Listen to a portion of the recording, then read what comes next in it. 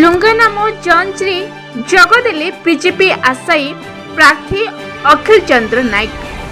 କେନ୍ଦୁଝର ଜିଲ୍ଲା ପାଟନା ନିର୍ବାଚନ ମଣ୍ଡଳୀ ଅନ୍ତର୍ଗତ ଶୁକ୍ରବାର ଦିନ ପାଟନା ବ୍ଲକ ମୁସାଖରୀ ପଞ୍ଚାୟତ ମଲ୍ଲିପସେ ଛକଠାରେ ପାଟନା ବିଧାୟକ ଆଶାୟୀ ପ୍ରାର୍ଥୀ ଭାବେ ଲଢ଼ିବାକୁ ଯାଉଥିବା ବିଜେପି ପକ୍ଷରୁ ଅଖିଳ ଚନ୍ଦ୍ର ନାୟକ ଏବଂ ଭାରତୀୟ ଜନତା ପାର୍ଟିର କାର୍ଯ୍ୟକର୍ତ୍ତା କେଶବ ଚନ୍ଦ୍ର ବାରିକ, ପ୍ରହ୍ଲାଦ ଦେହୁରୀ, ରଜନୀକାନ୍ତ ମିଶ୍ର, ନିର୍ମଳ ଚନ୍ଦ୍ର ଦେହୁରୀ, ଦେବବ୍ରତ ଜେନା ଉପସ୍ଥିତ ରହି ଚାପେ ଚର୍ଚ୍ଚା ହେବା ସହିତ ତୃଣମୂଳ ସ୍ତରରେ ସଂଗଠନକୁ ମଜବୁତ କରିବା ପାଇଁ ଆଲୋଚନା କରିବା ସହ କର୍ମୀମାନଙ୍କୁ ପରାମର୍ଶ ଦେଲେ।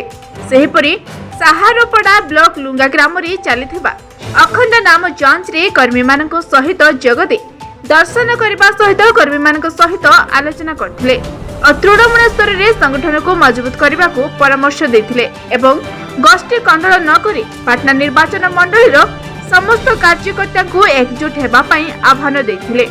କେନ୍ଦୁଝରରୁ ଦଶରଥ ବାରିକଙ୍କ ରିପୋର୍ଟ, ଫାଷ୍ଟ ନ୍ୟୁଜ୍ ଓଡ଼ିଶା।